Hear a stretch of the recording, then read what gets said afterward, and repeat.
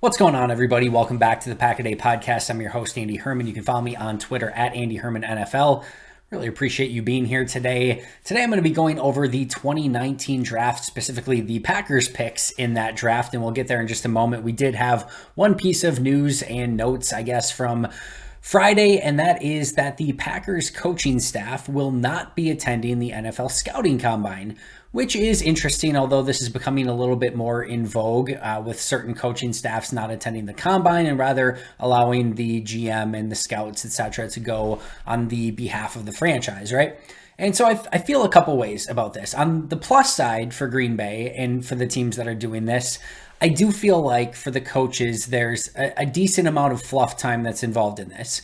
I think if you had to, if I had to legitimately say, what would be a better use of the coaching staff's time? And it sounds like Green Bay's coaching staff is going to be involved in, working on the scheme and those sort of things. If you had to ask me what would be a better use of time, I think I would legitimately argue that the coaching staff working on concepts and scheme and the playbook and, planning for 2023 would probably be a better use of that time, in large part because there's a lot of fluff that goes into that. There's travel, there's a lot of, sort of networking and those sort of things. And as the Packers are sort of arguing in this situation, there's a lot of things that will happen with the NFL Combine that they can just stay at home and view on tape. And all of the interview questions can be asked by the scouts, and they can get all the information that they need and see everything that they would see there on tape and not have to do all the travel and all the networking and all the dinners and all those sorts of things. And again, actually have more time to spend on the organization and on the 2023 Packers than if they went and spent a bunch of time in Indy. On that side of things, I can understand why you would go in that direction. I also think there is a benefit, and it sort of shows that the scouting staff and the general manager are the ones that are really in charge of the draft. They're the experts. Their job, 365 days a year, not Brian Gutekunst specifically because he's got a lot of other things on his plates, but the college scouting staff, the scouting staff that goes and reviews all these players all year long, 365 days a year basically, that is their job. And they specialize in this. They know exactly what to look for. They know exactly what questions to ask. That is what they should be focusing on. And you can make a large argument that the coaching staff should be focusing on the scheme and the 2023 team and the playbook and those sort of things, fixing the red zone offense, fixing all those sort of things, right? So on that side of things, I agree with it as well. And I do think that shows trust in the scouting staff and in the front office that they know what they're doing, that they can go down and do their job, and that the coaching staff doesn't have to be there at some point, almost kind of meddling in what they're supposed to be doing in their specific job. So I like it from that standpoint as well. A couple things I don't like from a coaching standpoint, and again, I like the fact that they're trusting the scouts and the GM and those sort of things, but there is value in going down to the combine and seeing these players in person and interacting with these players. I do think there is something that you can get from watching these players in person that you cannot get on tape. And the thing about watching them on tape, and like we can get the video of stuff and things like that, we can see the raw numbers, we can see the data, all of that. That's good and well, but you can see them play on tape in the games and all those sort of things already. So actually being able to go there in person for this, 4 or 5 days or whatever, and see all of these prospects live, and to be able to kind of get a real feel for who they are and what their interactions are like, and how they handle themselves, how they go about the entire process, and how ultimately they look in person, that there is something that hits different about that. Whether you are at a pro wrestling show or at an NBA basketball game or at a, scouting players at an NFL combine or actually going live to an NFL game, if you're close enough to the action, there is something just different about being able to see somebody like these insane superstars right next to you and getting a feel for what they actually are like in person that just doesn't always translate over to tape or film. So, like I said, I think there's some real positives to take away from this, and I don't think it's a big enough deal to to hem and haw one way or the other. on the flip side, I do think there are some things that the coaching staff specifically won't be able to take away. But if this means, again, that they are trusting their scouting staff, that they are putting their faith in the experts at that specific, trade at scouting, then I'm okay with it. I get it. I understand it. And like I said, I kind of like the separation of church and state a little bit more, where the scouting staff is going to focus on their job, the coaching staff is going to focus on their job, and you let them do those specific things. And I don't know if that's a Mark Murphy decision as he's looking at his team and say, hey, I want Russ Ball and the finance team to focus on the finances. I want the scouting team to focus on scouting. I want the coaching staff to focus on coaching. Maybe that's that. And if, like I said, quite honestly, I don't hate that, because here's the thing. Brian Gutekunst, I do believe wholeheartedly, spends a lot of time with Matt LaFleur and figuring out what players are going to be, fit best with his scheme and, on his team, and what type of players he wants. So I think that they're still going to have those open and honest conversations. But I think Brian and his team getting the best information, with them, again, being the experts, I don't totally hate that. So I'll be interested to see how this works this year, and we'll see if maybe the draft ends up with better results. We'll see if the season ends up with better results. And if all of a sudden the draft is really poor this year and the season doesn't go according to plan at all, well, then maybe they need to reevaluate a little bit. On the flip side, if the draft goes phenomenal and the team performs even better because the coaching staff had more time to prepare for the season, maybe they found something that works a little bit better moving forward. All right, that's all I have to say about that. Let's get into our main topic, which is going to be the 2019 NFL Draft. Now, I recently did an episode that went through Brian Gutekunst's total draft, as GM of the Packers, every single one, sort of one by one, position by position, round by round, etc. So I just did a deeper dive in that. However, what I've done at this point of the year for the last 4 years now, 2016, 2017, 2018, and 2019 specifically, is 4 years after the draft, I take a look at the draft from 4 years ago. I take a look at exactly how they've performed. I take a look at what prospects were there. Certainly the benefit of hindsight goes into this a little bit, but there's always the question of like, when is it okay to grade a draft class, right? And we immediately get the draft grades right after every pick is made, right after after the draft is completed, we get those immediate grades, right? And they ultimately don't mean a whole heck of a lot. Next up, some people will say, well, it takes at least 3 years to evaluate a draft class. So we'll look at it in 3 years. And I think that's an okay benchmark, but I love the 4-year mark to look at these draft classes. I put up a full article over on Packer Report, and you can see my articles from the last 4 years, again, detailing this 2016, 2017, 2018, and now the 2019 draft classes and all the options that were available at those positions. We'll go over the 2019 draft in just a moment here, what players were available when they picked, what they could have done differently, and just ultimately how each pick and the overall draft class graded as a whole. And again, I think this is a perfect time to do that because we've seen these players now for 4 years. And more importantly, at the top of the draft, the first round picks, the teams have already made their decisions that they are going to, pick up their 5th-year option. So that decision has already been made. In this case, Rashan Gary, Darnell Savage, 5th-year options both picked up. Every other player had, a 4-year contract for the most part, and now they are either already re-signed with the team or they are about to become unrestricted free agents. So they are about to go to their second contract or potentially already received it. So this is a great time to look at it because either they're on their 5th-year option, they already signed a large contract extension, or they are now a free agent, or of course some players have just fallen out of the league or no longer on the team, etc.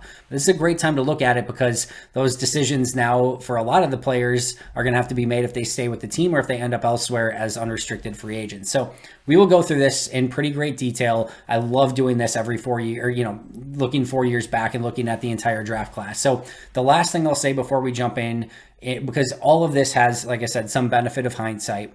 And you can always look back at every team and every draft and be like, oh, look what they could have had every single time, right? So there is always a piece of that. I before we even jump in and go over each individual pick, I just want to say in any draft, if you could tell the GM ahead of time that you will end up with a Rashan Gary level player and an Elgton Jenkins level player and nothing else, even if nothing else turns out, almost every single GM, regardless of what draft capital they were given going into that draft, and whether one of them was a 1st-round pick, a 2nd-round pick, a 7th-round pick, it doesn't matter. If you could tell an NFL GM, if you could tell Brian Gutekunst going into this draft with all the picks that he has, that you're going to get a Rashan Gary caliber player and an Elgton Jenkins caliber player coming out of this draft and not much else, my bet would be that he would say, all right, I'll take that. I will gladly take that. Those are two very premium picks in just about any draft. There have been an absolute crazy amount of draft classes that have not had players turn out the caliber of Rashan Gary and Elgton Jenkins. So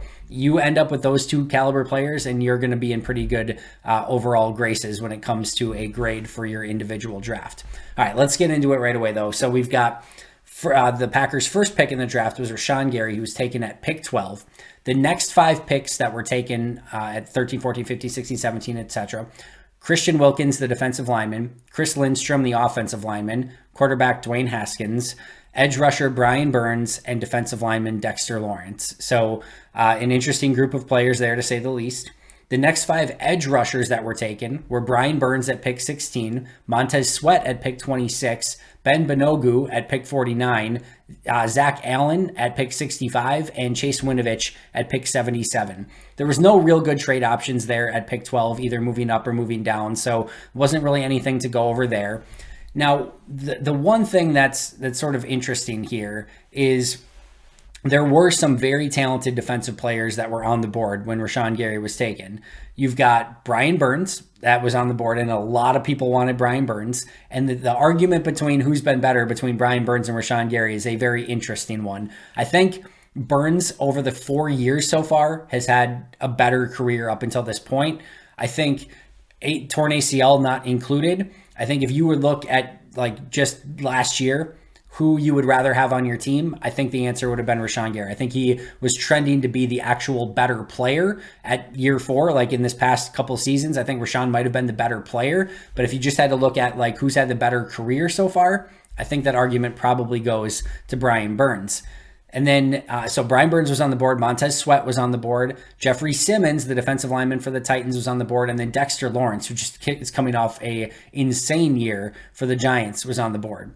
So interesting that, you could make a lot of arguments. I think Sweat probably is the worst of those edge rushers, but you could make an argument between Brian Burns, Rashan Gary, Jeffrey Simmons, and Dexter Lawrence. Is if you asked every GM right now, you could have one of those 4 players on your team, you might get 4 different answers from 4 different GMs. Those are 4 insanely good players. So you could make an argument here with 4 really good defensive players still on the board that Green Bay maybe could have made a move to trade down a little bit, maybe pick up some extra capital and still get one of those, 4 defenders. But I certainly don't mind Green Bay sticking at 12 and taking Rashan Gary there, with the benefit of hindsight. And this was a absolute home run swing. Like I said, this is a fantastic pick for Brian Gutekunst, and I will tell you wholeheartedly, I hated this pick when it happened. I liked Rashan Gary. I liked Rashan Gary, but more towards the end of round 1. My distaste for it at the time was when you're picking pick 12, which Green Bay was not in the habit of doing at picking that early in the draft very often. When you're picking at pick 12, you want to have a little bit of everything. You want high-end traits, you want athleticism, you want a premium position, but you also want production, and you don't want really any injury red flags, right? You want kind of everything, a really top-tier prospect. And Rashan Gary, major college, he came with insane athleticism, former top high school All-American, one of the best recruits in the entire nation. He had a lot of things going for him, premium position, edge rusher. There's a lot of things, but the production in college and the shoulder injury that potentially was going to need either surgery or could, cost him part of the offseason. There were some concerns with that, remember. Those 2 things were just at pick 12, without production and with potentially major injury on the shoulder, it was just do you really want to spend a premium pick at pick 12 with somebody who has some pretty major question marks? Brian Gutekunst was right. I was very much wrong, and that was a fantastic pick by the Green Bay Packers at pick 12 with Rashan Gary. All right, next up is pick 21, and that was Darnell Savage. Remember, they had pick 30. That was the pick they acquired from the previous year when they traded back and then traded back up. They traded way back in the draft with the Saints. Saints picked up Marcus Davenport. Packers moved way back in the draft and then used a 3rd-round pick to move up to get Jair Alexander. Picked up a future 1st-round pick in the process. That was the pick from, in 2019 that ended up being the 30th overall selection. They took that 30th overall selection. They traded 2 4th-round picks, pick 114 and 118, to move up to pick 21 to take Darnell Savage. So before we get at how Darnell Savage has performed, remember back to 2019. The Packers were in desperate need of safety help. They sign Adrian Amos. They draft Darnell Savage in the first round, and it looked like they were going to have this brand new awesome tandem at safety, which in 2020 certainly was the case, and Amos turned out really well up until 2022. Darnell Savage looked great in 2020, struggled or showed real flashes as a rookie in 2019. 2021, 2022 really fell off, maybe partially due to a new scheme with Joe Barry, but with the way Green Bay was thinking at the time, they're going to give up a couple fourth-round picks to move up from pick 30 to pick 21, and they were going to get their choice of safeties. They were going to get their best safety on their board in the draft, and that was Darnell Savage. Now, if you look at the next 5 safeties selected, Jonathan Abram at pick 27, recent Green Bay Packer, by the way, he was a bust. Marquise Blair at pick 47 was a bust. Nasir Adderley never lived up to expectations at pick 60 with the Chargers. Pick 61, Taylor Rapp, who played a little bit better recently, but certainly did not start his career off very well. And then finally, you got to Juan Thornhill at pick 63, who has had a really nice career for the Chiefs, but not anything like Pro Bowl caliber or anything like that. So it's not like there was like this safety that was picked a few picks later where you're just like, oh my goodness, they missed huge on that selection. Just they moved up to get their top safety in the draft, and unfortunately just hasn't turned out according to plan. The next 5 picks on the board, Andre Dillard, who I loved, by the way, and has not turned out, Titus Howard, Josh Jacobs, Marquise Brown, and Montez Sweat. Now, Josh Jacobs, Hollywood Brown, Montez Sweat, in benefit of hindsight, any of those 3 players would have been much better. Andre Dillard has not really done anything for the Eagles and is now a free agent, and Titus Howard was a massive bust for the Titans. So things could have been worse. Things certainly could have been better. With the huge benefit of hindsight, you probably stay at pick 30, keep picks 114 and 118, and picked a few picks later at pick, I think 34 or 35 was Deebo Samuel. So would you have loved to have stayed where you were, picked up 2 extra picks, and also at pick 114 and 118, a couple guys that were there, Tony Pollard, the running back, Foster Moreau, the tight end for the Raiders. Those things would have been really nice in the benefit of hindsight, but again, that's a little bit... you could do that, like I said, with every single pick in every single draft and say, oh, look who they could have gotten instead. So Savage, they moved up. They got their guy, their best safety in the draft. It just, like I said, hasn't worked out, but he is now on the team with a 5th-year option, and we'll see. Maybe he can have the best season of his career in year 5 in Green Bay. They sent a message to him last year when they benched him. He came back, played a little bit better. They played him in the slot that maybe seemed to fit him just a tad better, but he just needs to be better overall, and we'll see what he can do in year 5 with the team unless they find a way to trade his contract away. All right, that brings us to pick 44. That, of course, was Elgton Jenkins. The next 5 picks that were taken were Jawan Williams, Greedy Williams, Marquise Blair, Eric McCoy, and Ben Benogu. The next 5 interior offensive linemen that were taken were Eric McCoy, Michael Dieter, Nate Davis, Connor McGovern, and Drew Samia. The McCoy-Elgton Jenkins situation was really interesting at the time. McCoy and Jenkins both highly thought of interior offensive linemen. A lot of people had McCoy ahead of Jenkins on their draft board. You could make an argument for both still to this day, but I would take Elgton Jenkins not maybe easily, but like that, I would definitely take Jenkins over Eric McCoy, although both have had really nice careers so far. If you want to talk benefit of hindsight again, 2 picks later, the Colts traded back with the Browns and received picks 49 and 144. The Packers could have traded back to pick 49 and had their choice of A.J. Brown, DK Metcalf, or Deontay Johnson, all 3 star wide receivers. Also, at pick 144, if they would have been able to trade down to get that pick, at pick 149 was wide receiver Hunter Renfrow. So theoretically, again, major benefit of hindsight, you could have traded back, picked up, moved back 5 spots and picked up pick 144. You could have gotten A.J. Brown and Hunter Renfrow with just those 2 picks for Elgton Jenkins, but that's, again, we're going fantasy football pretty hard if we're going to talk about something like that and what you could do with those picks potentially. You got one of the best offensive linemen in the draft at pick 44 in Elgton Jenkins, and he just signed a brand new contract with the Packers. So phenomenal pick, a pick in my opinion, and certainly, like I said, nobody's losing any sleep about taking Elgton Jenkins with that pick. That was a fantastic selection for Brian Gutekunst. The rest of the draft, not so great, and probably the biggest fail was their next pick, and one of the great what-ifs in Packer history. Jay Sternberger selected at pick 75, a pick that a lot of people were excited about at the time. They went out of their normal thresholds for Jay Sternberger. If you talk about all the players that Green Bay has taken that have had this insane ultra athleticism, we could talk about relative athletic scores or RAS scores. They tend to take people who are insanely high athletes with incredible athletic profiles. Jay Sternberger was not that. And when they selected him, it was like, oh, they went outside of their norms to select Jay Sternberger. This will be interesting to see how it works out. It did not work out. Remember, he was also suspended. He was released very early in his career. He has not really worked out at any other team. It was a bust. It was a bust, as big of a bust as you could possibly have with a top 75 pick in the draft. Making things so much worse is the very next pick was wide receiver Terry McLaurin, who is one of the best receivers in the NFL. And pick 96, so 21 picks later, was Dawson Knox, the tight end for the Bills, who is a fantastic tight end.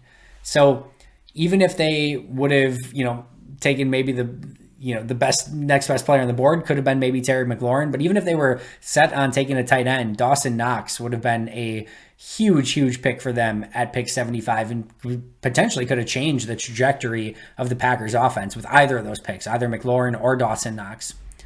So that was a miss. I think the thing that's really hard here, and where I've talked about in the past of like, well, you could go in any draft and say, well, they could have had this guy. What makes this one hard is that with Sternberger, they went outside of their normal athletic profiles to select him. Two players at that spot who had incredible athletic profiles, Terry McLaurin and Dawson Knox. Dawson Knox far and away would have hit all of their thresholds that they would have loved at tight end, and Sternberger did not.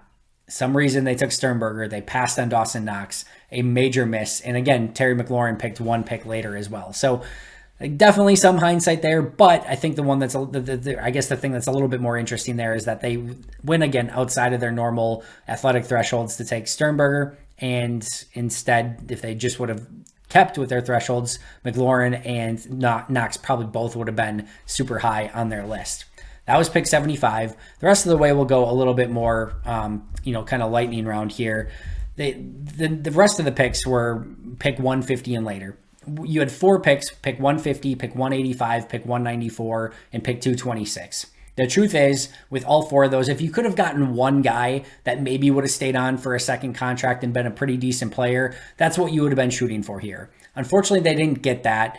They got a couple, players who played a cup of coffee here and there for a few years, but it's not the end of the world. With pick 150 and later, and again, especially 3 picks 185 or later, you're just shooting darts at a dartboard and hoping for the best at this point.